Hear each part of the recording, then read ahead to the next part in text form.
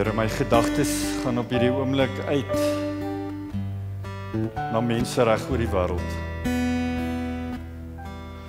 Mense wat in hierdie week saam met hulle kinders in 'n bad moes lê omdat missiele rondom hulle ontplof.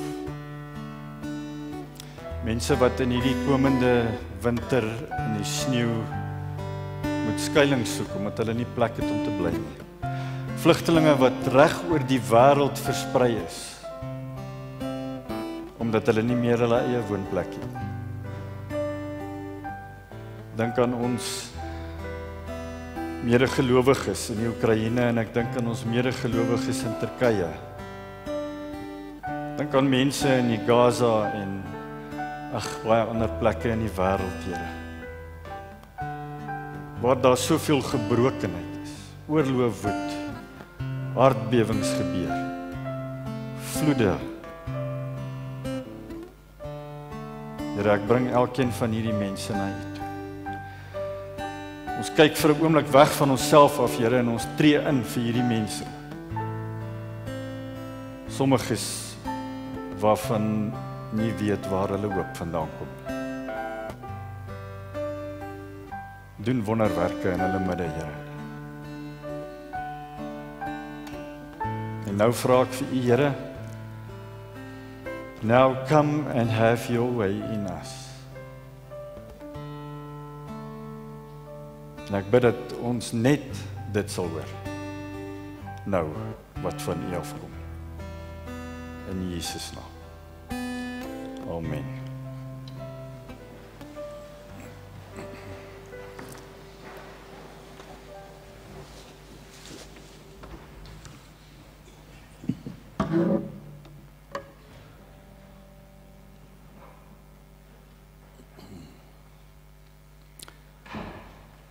Nie almal van ons dink aan dieselfde ding as ons praat van herlewing nie.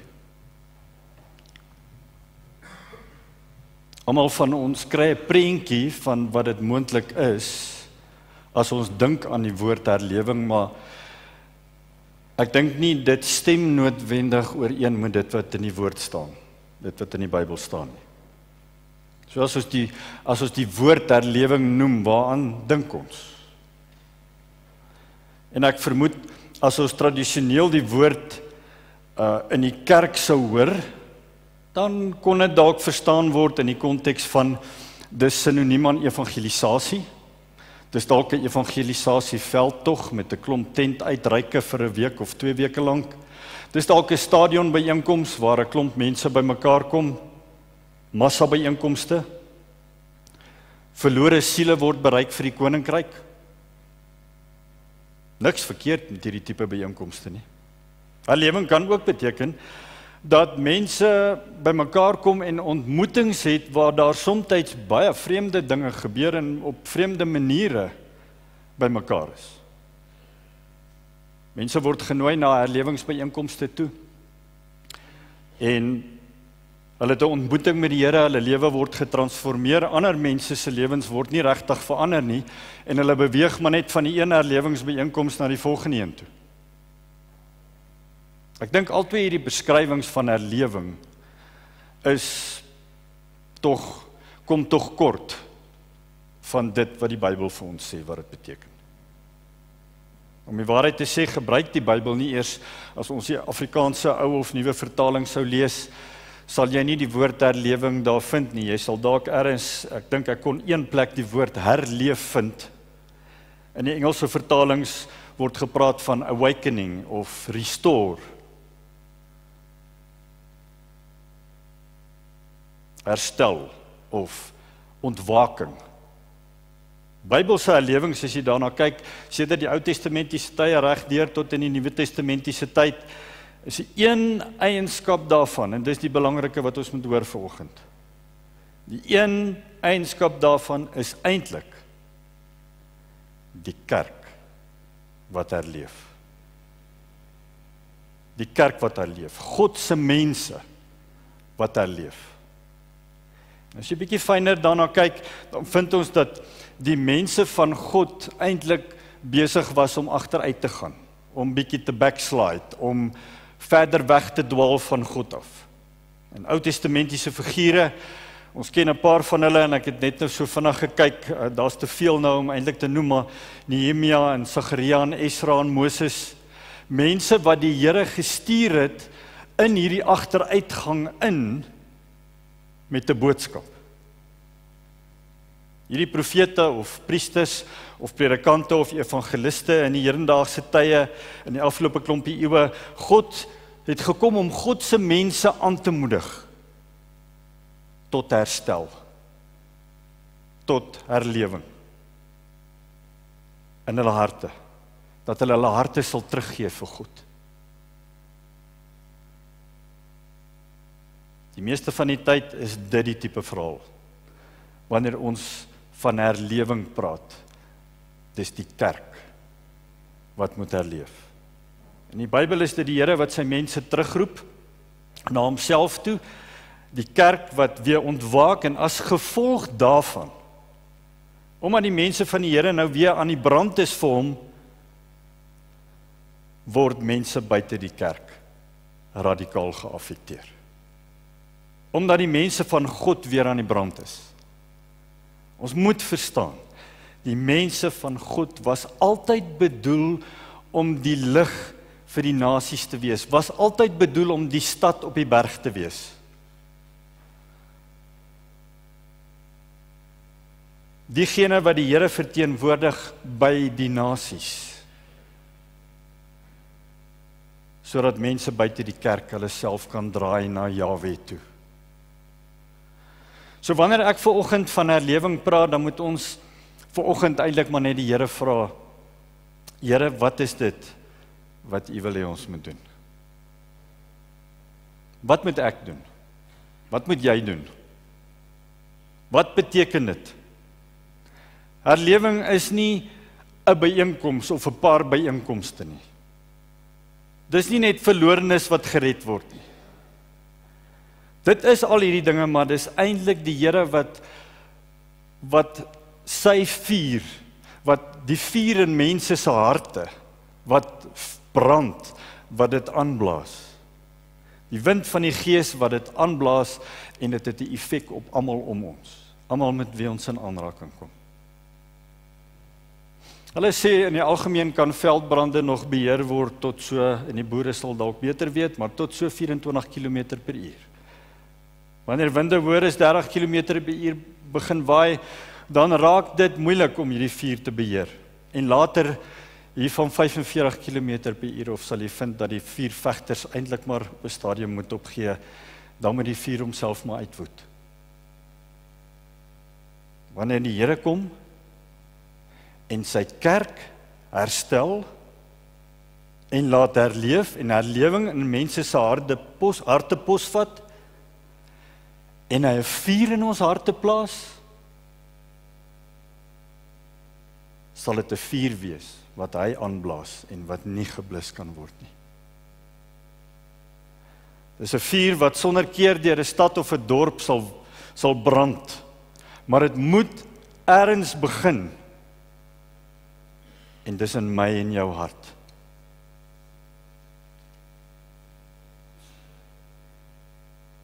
Psalm 85 is 'n tipiese voorbeeld van die Here wat praat van herlewing van sy mense en is geskryf deur 'n Levitiese familiegroep, die seuns van Korag, musikante, wat bid vir herlewing. Daar staan, ontferm U weer oor ons, o God, ons verlosser, herstel ons, moet tog nie langer op ons toornig wees nie. Sal U dan altyd vir ons kwaad bly? Sal U dan U toorn van geslag tot geslag laat voortduur? Wil U nie weer die lewe vir ons nuut maak nie? Sal U ons nie weer lewend maak nie, Here? Die Engelse vertaling sê, will you revive us? Sodat U volk, staan daar verder, U kerk, hulle vreugde in U kan vind. Laat ons U troue liefde belewe, skenk ons U reddende hulp, Here. Dis die mense van God wat na God toe kom en vra, Here, kom herstel weer ons verhouding met U. Habakuk 3 vers 2, gebed van Habakuk. Here, ek het gehoor wat van u vertel is, en ek is vervul met ontzag vir wat u gedoen het. Doen dit tog in ons tyd. Laat u dade ook in ons tyd ervaar word. Ontferm u selfs in u toorn. Die mense van God wat voor God kom en vir die Here vra vir herlewingsvuur om te brand in ons harte en in ons gemeenskap en in ons dorp. Ons het 2 weke gelede gepraat oor geloof en bid.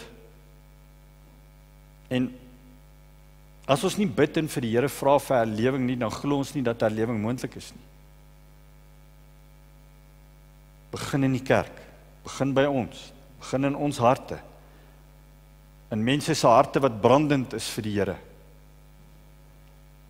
En ons moet verstaan dat so vuur sal geblus word as die Here dit blaas en dit lyk net so.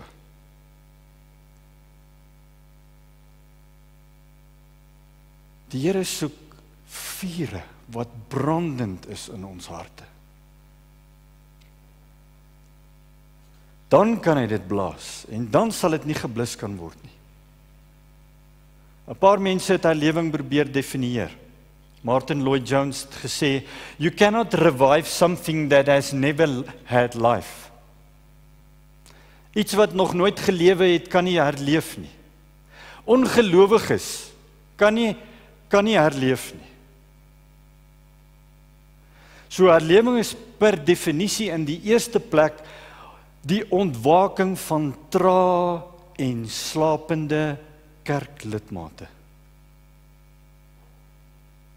En dan kom die krag van die Heilige Gees skielik oor hulle, en hulle verootmoedig hulle self, en hulle bid, en hulle soek die Here se aangesig. En dan as gevolg van die ontwaking wat plaasvind, en die geestelike herstel wat plaasvind, begin hulle bid, en is verstommend, né? Hoe dat 'n klein groepie mense herleef en begin bid, en gebedsherlewing begin. En dit lei tot 'n vuur wat buite beheer begin brand. En die gevolg hiervan is dat groot getalle mense hulle bekeer. Mense in die kerk, en later mense van buite die kerk. Massas mense. Mense wat in sonde leef. Nie ontevrede mense wat net van kerk tot kerk gaan om ideale kerk te vind nie, maar mense wat uit 'n verlore wêreld uit gered word en wat deel word van die kerk waar lidmate se harte brand vir die Here.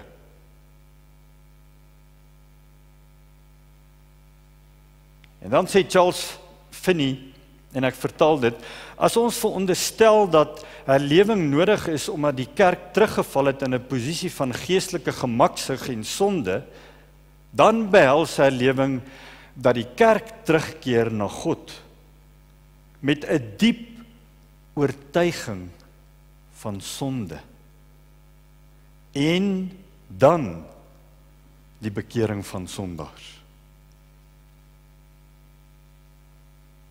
Henry Blackaby sê, revival is when God's people return to God and God returns to them, restoring them to spiritual health and vitality after a period of decline. Die rede dat ek al hierdie aanhalings maak is omdat wanneer ons oor herlewing dink, is dit waaraan ons baie keer dink, iets wat ver van ons af moet gebeur. Iets wat buite die kerk moet plaasvind. Ons besef nie altyd dat herlewing iets is wat hier moet plaasvind nie. Ons moet herleef sodat ons die vuur kan word wat die Heilige Gees aanblaas, sodat mense van buite die kerk af kan inkom. Hoor hoe mooi stel Wayne Sandeman, een van Kampsbaai se gemeenteleiers, hoe mooi stel hy dit. Hy sê, revival is God coming near, the church coming alive, The lost coming to Christ. Die toestand van die kerk. Die verlorenes sal nie na Christus toe kom as die kerk nie ontwaak nie.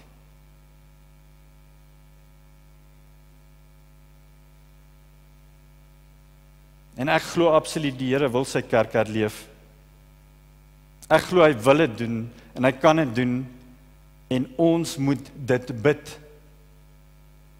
Dis my gebed. Here, ek weet nie wat als in my lewe nodig is nie, maar herstel my in die volheid van my geloof en in my verhouding met my eerste liefde. Ontwaak u kerk uit die slaap uit en ontwaak u kerk uit geestelike gemaksig.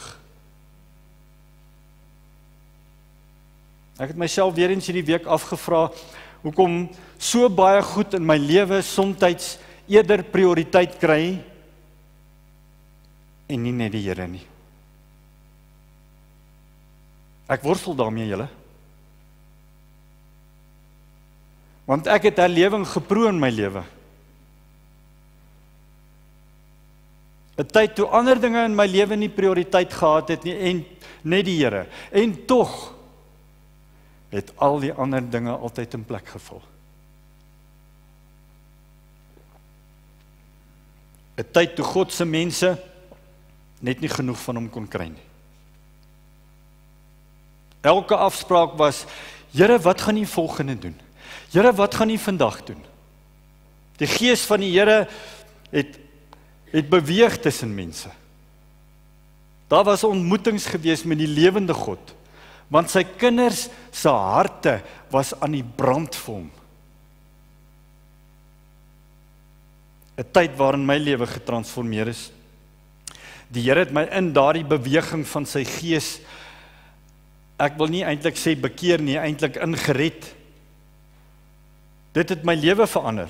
Dit het baie van julle ander wat hier sit se lewens verander, die wat al daai tyd deel was van wat hier gebeur het in Ermelo. Hoekom sal ons deesdae net so tevrede wees met geestelike gemaksig ten koste van mense wat besig is om verlore te gaan?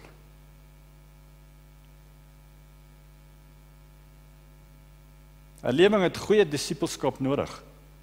Ware herlewing is nie mense wat weer begin optree en wat op die grond rond lê nie. Herlewing is mense wat so uitverkoop is vir die Here, dat jy enige iets vir hom sal doen.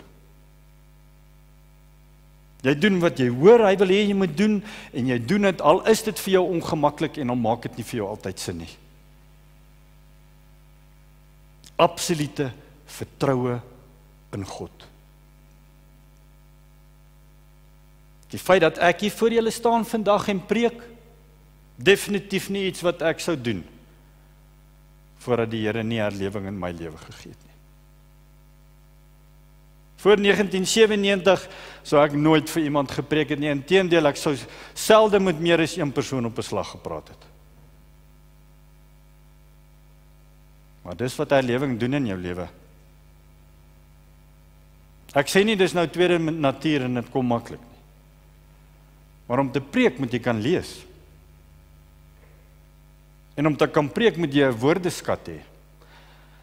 En wanneer jy lees, ontwikkel jy 'n woordeskat.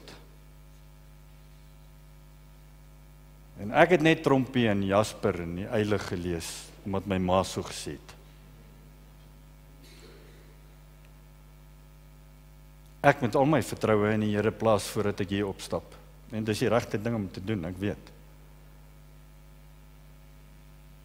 Maar dis herlewing, jare terug, wat my by hierdie plek gebring het. Ten minste het ek die Bybel gelees, en so 'n paar ander boeke as dit oor die Bybel gaan. My honger van die woord het eers eksponensieel begin toeneem, nadat ek ontwaking in my lewe ervaar het. En nadat ek net meer en meer wou hê van die Here. Dit het daartoe gelei dat ek vir 'n paar jaar elke maand vir 'n week lank stad toe gegaan het vir verdere studies, omdat ek en Betsy so opgewonde was oor dit wat die Here op daai stadium in ons lewe gedoen het. Ek het nie 'n Damaskus ervaring soos Paulus gehad en soos wat baie van julle dalk gehad het nie. Ek het nie 'n druppel alkohol oor my lippe gehad tot op daai stadium nie. Nou dat ek ouer word, besef ek moet so eenmal in 6 maande dalk 'n wyntjie drink. Maar ek was die ou wat my pelle op 'n Vrydag aand na die Bell Hotel toe gevat het en wat hulle 12 uur weer gaan haal het en koshuis toe gebring het. So nou en dan miskien 'n trek gevat, maar nie gerook nie. Kan ongelukkig nie sê ek het nooit gevloek nie. Maar die Gees van God het my in daai herlewingstyd kom wys dat daar dinge in my lewe was wat nie in orde is nie. Ek het geweet dit moet wees, maar dit was nie. Veral nie as jy in leierskap wil staan in 'n gemeente nie. Luister mooi wat staan in 1 Timoteus 3 vers 2. 'n Ouderling moet onberispelik wees. Getrou aan sy vrou. Nugter. Verstandig. Beskaaf. Gasvry. Bekwaam. Bekwaam om te onderrig. Hy moenie aan drank verslaaf wees of 'n rusiemaker wees nie, maar inskikkelik. Vredelievend, nie geldgierig nie. Hy moet sy huisgesin goed kan beheer. Hoe kan hy dan die sorg van die gemeente van God op hom neem as hy dit nie kan doen nie? Hy moet ook nie iemand wees wat maar onlangs tot geloof gekom het nie, want so iemand is gewoonlik so bietjie verwaand, nê? Geestelik hoogmoedig en in die oordeel kom waarin die duiwel hom laat beland. Ook by mense buite die gemeente moet hy as 'n goeie man bekend staan, sodat daar nie praatjies oor hom ontstaan en hy in 'n struik van die duiwel val nie. Niemand moes my vertel dat ek dinge in my lewe in orde moes kry nie. Dit was die Gees van God wat in my gewerk het. En as jy net ek wat dinge in orde moes kry nie, ek sien 'n hele paar gesigte hier. Daai ouens wat almal deel was van daai lewing in daai tyd. My goeie vriend Pieter wat nie vanoggend hier is nie. Ek en hy het baie tyd daai tyd saam spandeer. Daar was maar 'n paar goed wat ons almal moes uitsort. Dink aan Rian van Wyk en daar sit Annette en Ben en Johannes hierso en sy broer Dani en sy broer Johan en hier ek kan 'n klomp name opnoem. Selfs Rudy, né? Rudy wat sê hy was nog nooit in 'n rusie met sy vrou nie. Ek seker daar was iets. En nou Eben, seker die mees toegewyde voorbidder in ons gemeente. Ek seker Eben, daar was 'n ding of twee in sy lewe ook wat hy moes uitsort.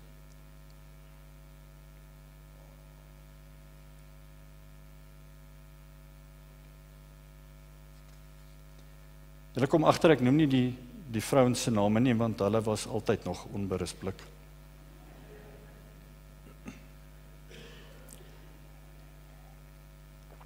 Maar hierdie ouens, wat daardie herlewing beleef het, julle weet waarvan praat ek. Niemand hoef jou te gevra het om 'n gebedsbyeenkoms by te woon nie. Jy kon nie wag om te gaan nie. Niemand hoef jou te gevra het om na 'n klein groep byeenkomste te gaan nie. Dit was prioriteit. Niemand het gewonder, kom ek Sondagoggend kerk toe nie. Ons moes stoele indra. Almal van ons wou net meer en meer van die Here gehad het. Daar was hierdie groot ontwaking. Ek sou nie vandag hier gestaan het. En dalk sou baie van julle ook nie hier gewees het, as dit nie was vir daardie herlewing in ons lewens nie. Amerikaanse aktivis Danny Daniels het gesê, en dis eintlik Paulus wat daarna verwys in Filippense 1 en in 1 Korintiërs 15. Hy het gesê, it's more important what you get saved into than what you are saved from. Jou verlede is irrelevant, want die bloed van Christus het dit skoon gewas. Maar dit waarin jy ingered word, bring nuwe lewe en dit laat jou groei en dit posisioneer jou vir jou toekoms in Christus. Of dit laat jou leweloos as dit later net 'n godsdienstigheid word in jou lewe. En die rede hoekom die Here hierdie ontwaking in 'n klomp mense se lewens bewerkstellig was, is omdat hy wou gehad het, dit moet in plek wees en vir ewig in ons lewens moet ons daar vertoef.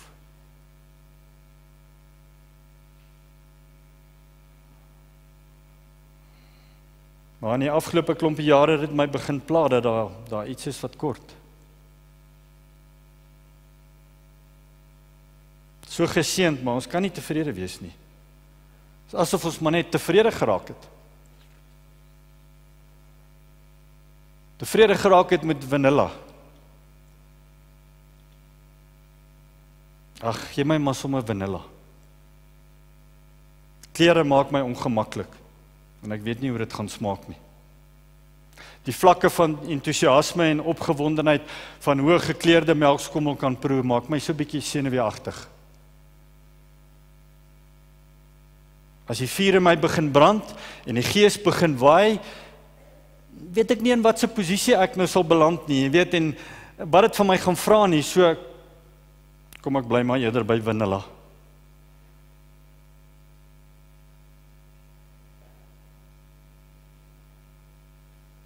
Die ouderlingespan van die gemeente het verwagtinge vir die toekoms.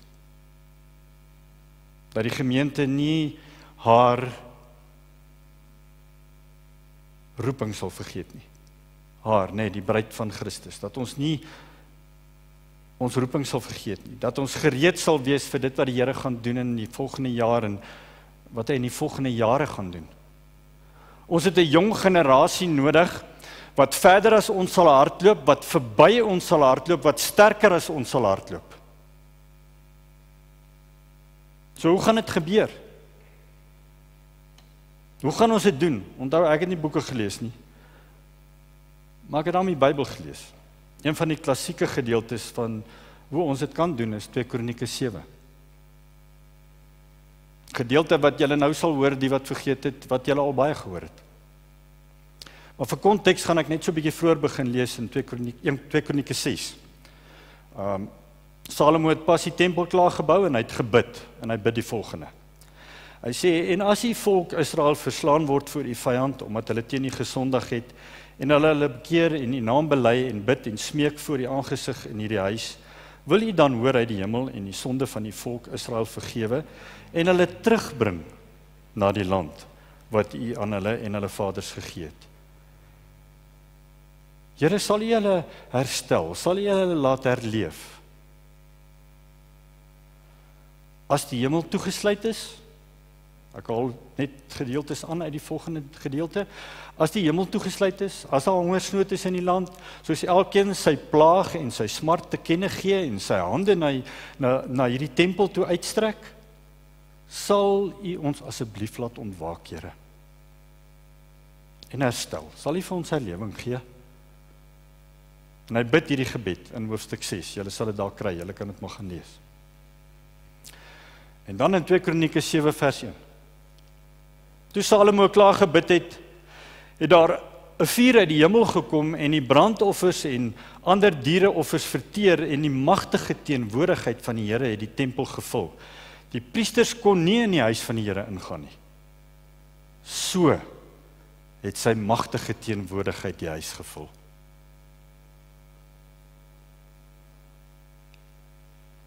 Huis, tempel, ou verbond,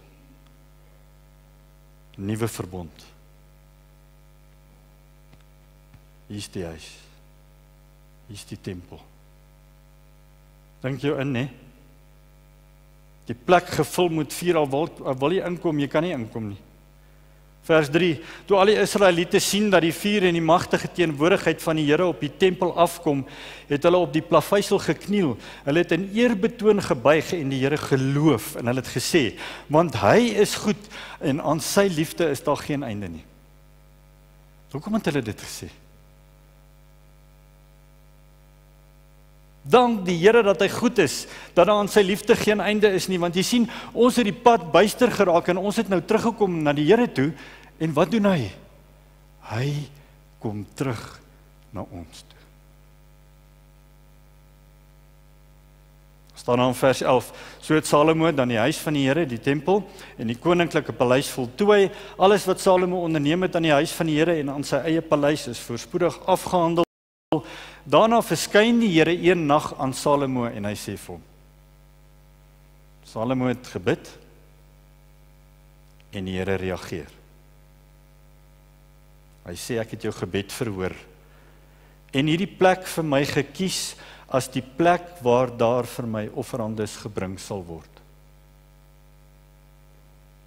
Salomo bid hierdie gebed, die teenwoordigheid van die Here kom vul hierdie plek. Salomo maak alles klaar wat hy in gedagte gehad het vir die paleis en die tempel, en die Here verskyn aan hom in 'n droom, en hy sê vir hom, ek het jou gebede gehoor.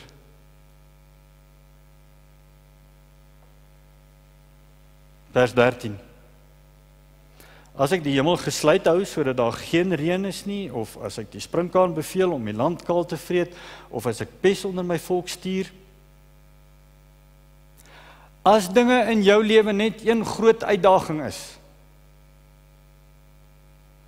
en ek weet daar's baie van julle, ek sien weekliks mense met uitdagings wat,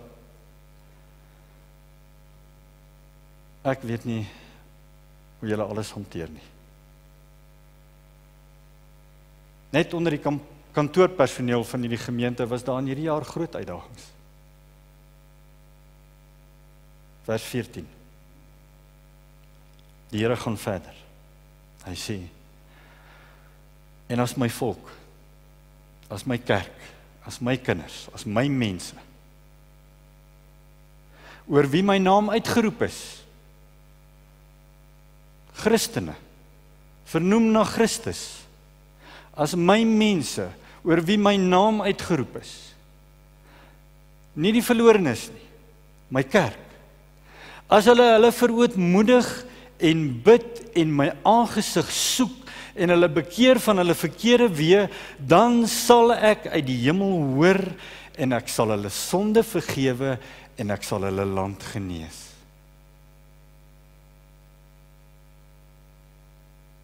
Ons het al hierdie teks so baie gehoor, en dan ignoreer ons dit net weer.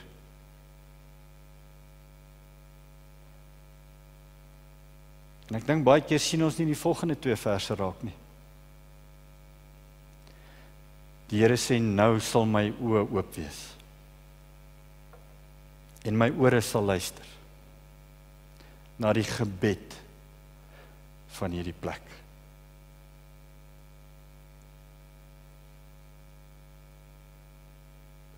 So het ek dan nou hierdie huis verkies en geheilig, dat my naam daar kan wees tot in ewigheid. En my oë en my hart, sê hy, sal altyd daar wees. Wat so awesome is, ek dink die Afrikaanse woord is ongelooflik is en dit maak net nie vir my sin nie, maar wat so awesome is dat ons nou die huis is, die tempel is, van die nuwe verbond. So wat hy hier sê van die huis, van die tempel, in hierdie gedeelte sê hy van ons, hy is met ons, hy is in ons. Hy sê sy oë en sy hart gee aandag aan ons gebede. En die Here gee vir ons 4 dinge, wat dringend nodig is. As ons die 4 van herlewing en van herstel wil beleef, as jy dit wil beleef in jou lewe en in die kerk, ek noem dit vinnig, die basiese voorwaardes vir herlewing, as ek dit so kan noem. Eerste is verootmoediging. As my volk oor wie my naam uitgeroep is, hulle verootmoedig. Erken dat hulle nie sterk genoeg is nie, en dat hulle dit nie self kan doen nie. As ons die eie ek kan neerlê, En baie van ons weet wat beteken dit. As ek die knie kan buig voor God, as ons erken, U is goed, nie ek nie. Matteus 5 vers 3, salig is die wat arm van gees is, salig is die wat weet hoe afhanklik hulle van God is.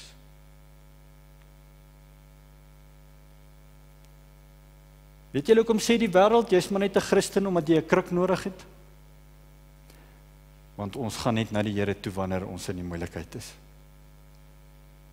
Ons soek net sy aangesig wanneer ons swaar kry. Wanneer dit sleg gaan, wanneer dit goed gaan, vergeet ons van hom. Maar wanneer ons nie antwoorde het nie, dan hardloop ons na hom toe. Tweede plek sê hy, my volk hulle verootmoedig en bid. As hulle bid. As ons vertrou in die verbondsbeloftes vir ons in hom, ons het 2 weke gelede hieroor gepraat. Bid en geloof gaan saam.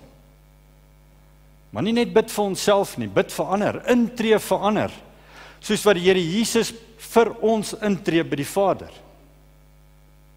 Wanneer ons persoonlik bid, wanneer ons gesamentlik bid, maar in die derde plek is nie net bid nie, hy sê, as hulle bid en my aangesig soek, om intiem te soek na die Here, omdat ons weet hoe almagtig hy is en hoe sterk hy is. Omdat ons weet hoe afhanklik ons van hom is, wanneer ons sy aangesig werklik soek. Ek wens ek kan vir julle die voorbeeld wys. Ek wou eintlik nog 'n videoetjie neem, maar ek vir julle wys wat my Bella hondjie doen. My Bubbles hondjie is haar naam, skus. Doen. Wanneer ek op die bank sit en aandag gee aan ander goed. Met 'n boek of 'n selfoon of 'n wat ook al in my hande. Sy sal ingehardloop kom en op die bank spring en alles op my skoot wegstoot letterlik en op my skoot neerplons en dan my in die oë kyk. Sy soek my aangesig. Die Here sê wanneer hulle my aangesig soek. Dis 'n verhoudingsding, julle. Dis intiem. Soek my aangesig, sê die Here. Weet hoe sterk ek is. Verootmoedig, bid, soek my aangesig, en dan sê hy, en as hulle bekeer van hulle verkeerde weë. As ons 'n openbaring kry van wie die Here werklik is, en 'n openbaring kry van wie ons werklik is, en dan besef hoe afhanklik ons van hom is, en ons begin bid en ons soek na hom, dan verander dit die manier hoe ons dink oor alles. En dit lei onvermydelik tot bekering van sondes. En hy sê as ons hierdie dinge doen, dan sal hy ons hoor. Dan sal hy hoor. Hy sê, en dan sal ek enige hindernis verwyder wat daar tussen my en jou is. Dan sal ek herstel bring. Ek sal die vuur wees wat in julle harte brand. As jy regtig ernstig is oor wat die Here wil doen met jou en in jou, en wat die Here regtig wil doen in hierdie kerk en met hierdie kerk, met hierdie gemeente, as dit nie net vir jou selfsugtige redes is hoekom jy hier sit en deel is van hierdie kerk nie, dan kan ons vanoggend net hierdie teksgedeelte vat. En die Here vra, wat is nodig? Wat moet ek doen?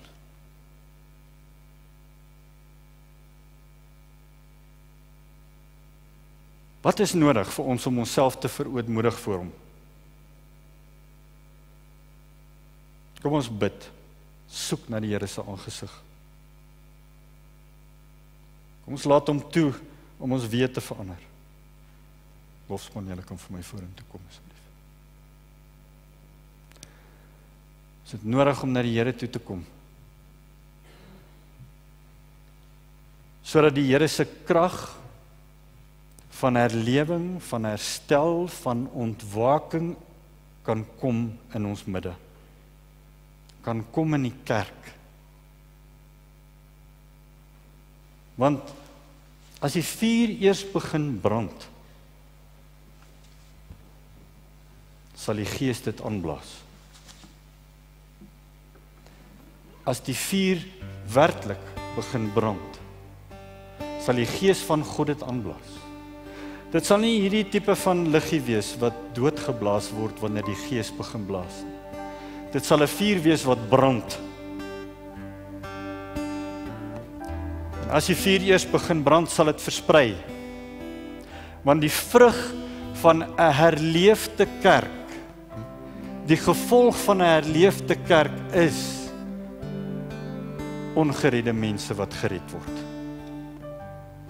Die vrug van die kerk wat herleef is, verlorenes wat bereik word. Maar dit begin by die kerk wat aan die brand is vir God. Ek weet dit is moontlik, want ek het iets daarvan beleef in my lewe. En ek dink dit was maar die punt van die ysberg, van dit wat ek glo God wil regtig en kan regtig doen. Dis die Here wat beweeg julle. Dis nie programme in die kerk nie. Ek vertrou die Here vir 'n groter golf van sy teenwoordigheid as nog ooit van tevore. Net daar waar jy is. Jy hoef nie op te staan nie. As jy Jesus nog nie aangeneem het as jou verlosser en jou Here nie, dan is vandag die dag. Roep sy naam aan.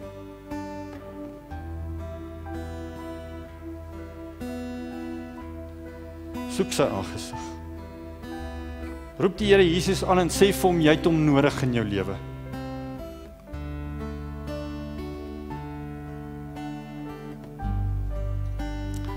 Vra hom om jou te vergewe, omdat jy hom nog altyd weggestoot het van jou af, en nooi hom in jou lewe. As jy dalk die een is wat op 'n stadium net bietjie weggestap het van die Here af, nooi hom terug in jou lewe. Hy sê hy hoor. Hy sê hy hoor wat jy nou vir hom vra.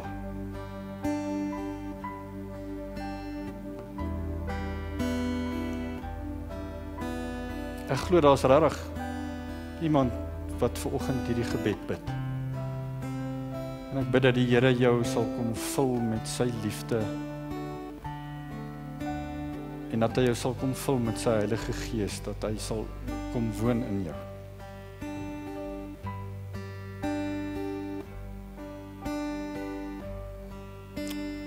Vir die res van ons wil ek 'n gebed doen en ek wil graag vir jou nooi om in jou hart saam hierdie gebed te doen. Net jy weet waar jy trek in jou lewe, in jou geloofslewe, in jou verhouding met God.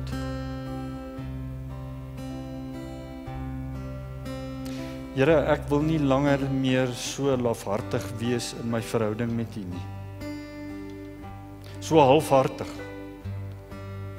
Asof dit nie 'n prioriteit is nie, asof dit nie belangrik is nie. Niks in my lewe wil ek hê moet verder getuig van louheid in my verhouding met U nie. Ek wil hê dat alles in my lewe die heiligheid van God moet reflekteer. Daar was 'n tyd in my lewe, Here, wat ek aan die brand was vir U. Maar ek het dit ingewikkeld gemaak deur onvergewensgesindheid. En ek het dit ingewikkeld gemaak deur bitterheid. En voorspoed in my lewe het my laat vergeet van U, Here. Laat U liefde ons nou weer oorweldig en ons skoon was van alles wat tussen ons en U kom staan het, Here. Laat U naam geheilig word deur my lewe en Here, laat U wil geskied en nie my wil nie. Laat U koninkryk kom in my lewe. Laat U vuur brand in my hart. Ek bid dat U Heilige Gees die vuur laat brand in ons harte en alles sal verteer wat nie van U af is nie. En dat alles aan die lig sal kom wat wel van U af is. Sodat almal wat my ken en wat my ontmoet sal weet dat ek en my huis ons dien die Here. Ons kan nie uit eie krag nie, Here.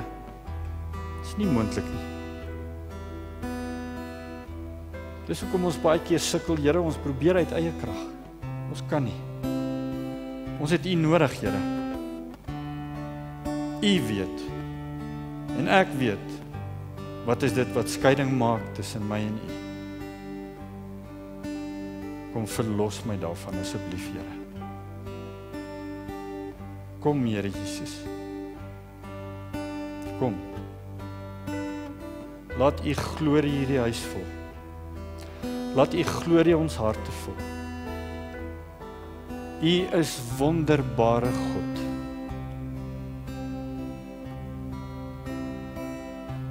Kom genees ons elkeen nou na liggaam, na siel en na gees. Dankie, Here. U is waardig. U is waardig, Here. En ons wil so leef, Here, dat dit wys hoe waardig U is. Bring 'n ontwaking in ons midde, Here. Bring herstel. Bring herlewing.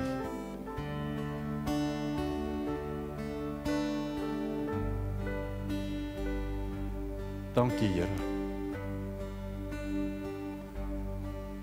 Dankie, Here.